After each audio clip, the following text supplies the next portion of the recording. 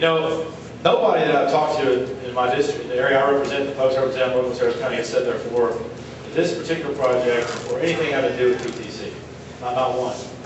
I think you saw evidence of that in the last session when you saw these votes coming up that had to do with all the various details of it.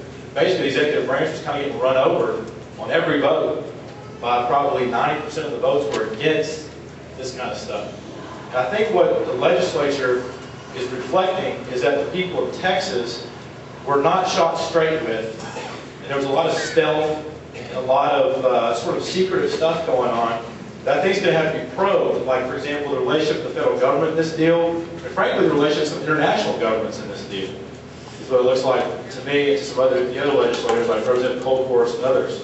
And one of the things we did on Appropriations Committee this session was, we worked on the moratorium stuff, and we got that put in. We got SB 792 in, and I think what you saw was the legislative branch saying, hey, executive branch, the Highway Commission and the governor's office are out of line on this deal, and frankly, it's not passing the smell test.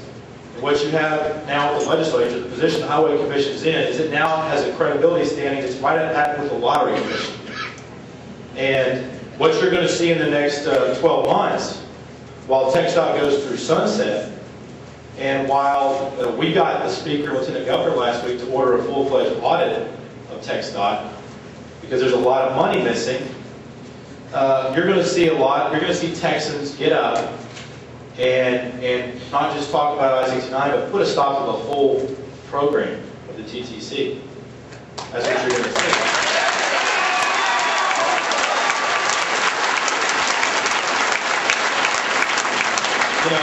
It started out, farmers and ranchers were mad about the eminent domain piece of it, about the path, but it's since gone way beyond that. We're talking about foreign corporations, foreign ownership, misdirection and obfuscation on various details of how this program works.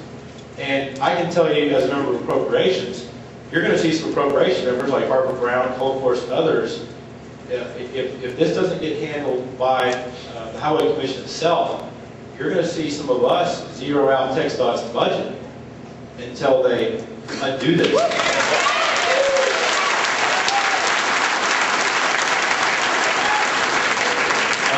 I was talking to one of my relatives on the way over here. He's a pretty famous guitar player in the state, Jimmy Vaughn. His ranch is affected by this deal. And I was talking to him on the way over here. And he's going to be raising awareness. He has raised awareness on this. He's going to continue to do so just by the fact that he's a well-known musician. But I'm just telling you, Delvin, I know you're a TXDOT employee. You've always been very responsive to constituent problems we have.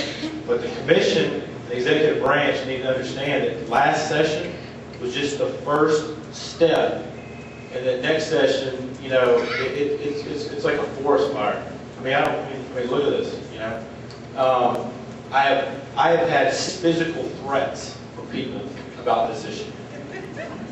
Okay? I have never had a physical threat from anybody about anything I've done in public service. Not from the mafia, not from casinos, nobody, except on this. And my family doesn't like that. I don't like that. This is serious business. And we're going to come back with the eminent domain. That bill should not have been vetoed. And we're going to move it again.